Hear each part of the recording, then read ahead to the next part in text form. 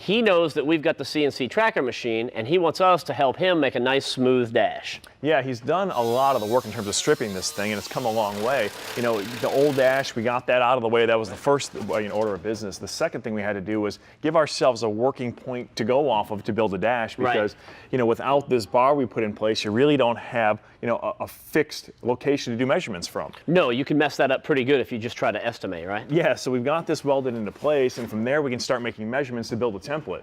Now, this was pretty easy. It was a little time consuming, but it got the job done and it worked. So what we did was, here, let's flip this up for just, okay, there we go. So we weld in this bar, right? And then along this bar, every 2 inches, we make a mark all the way down and across. Then you've got this big rectangular sheet of paper, and that's laying on the ground next to you. So you make your lines every 2 inches on that as well. Then you come in here, right?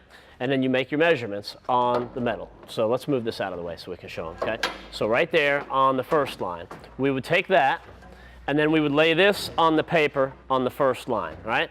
Then we come up here to the second line, and boom, that's a little bit further out. Lay that on the second one, make a mark. Third, so on all the way down. Basically, when you're done, you connect the dots, you draw it out, and you've got the perfect contour, and you get what we have right here. And this thing fits just right. So take your time, do it right, and it works. Now, this is why we spent so much time making those measurements and drawing the lines out and making sure that we did everything carefully, because we wanted to make sure that this radius right here was correct. So let me move this out of the way. And when we're looking at this, this is the top of the dash, obviously, like we mentioned before. And you're looking at it from the perspective of being inside the vehicle, and we are looking at it actually here from the inside out. So in order to get this dash the way we want it, we need to make sure, first of all, that it cleared our steering column, so that we made that measurement for here for the overall height, then wrapped it around. So we used a sheet metal brake to get these nice contours, a nice round edge, and we continue that on the bottom side. This way it makes it nice and strong. Also, you're not hitting your knees in the bottom of a piece of sheet metal when you're underneath the thing. Yeah. You know, and I think the one-piece fit will look really good, and we got a situation here where our gauge cluster will lay out and a new radio. Yeah, the new radio is going to fit in right around here somewhere. It's the USA 4 DIN radio from Custom Auto Sound.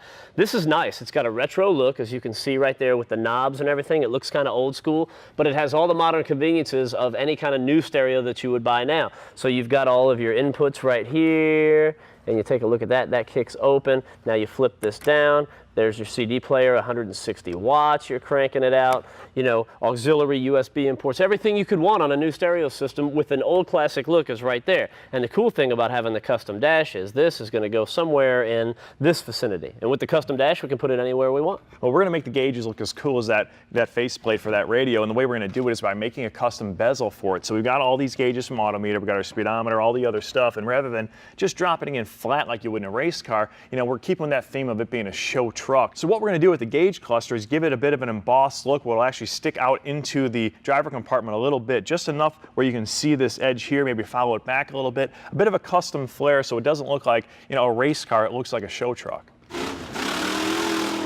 Bruno was talking about the embossed look that we want on the bezel, and this is how we're going to accomplish that look. Now, this little stack right here, this little sandwich, if you will, has 3 pieces.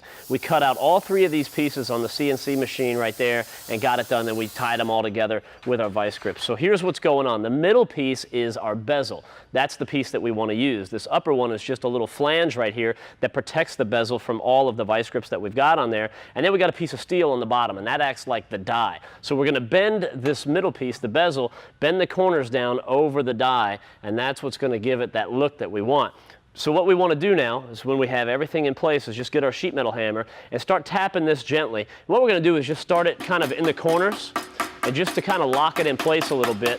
And you want to be really careful when we're going to tap it up close to the ridge right here, not too far down here, because we don't want it to curl over. You want it to bend over the die. You think about it like a body hammer on a dolly, and you want to make these bends nice and smooth. So we'll just do a little bit on the corners, and we'll get all the corners done, and then we can start working our way around.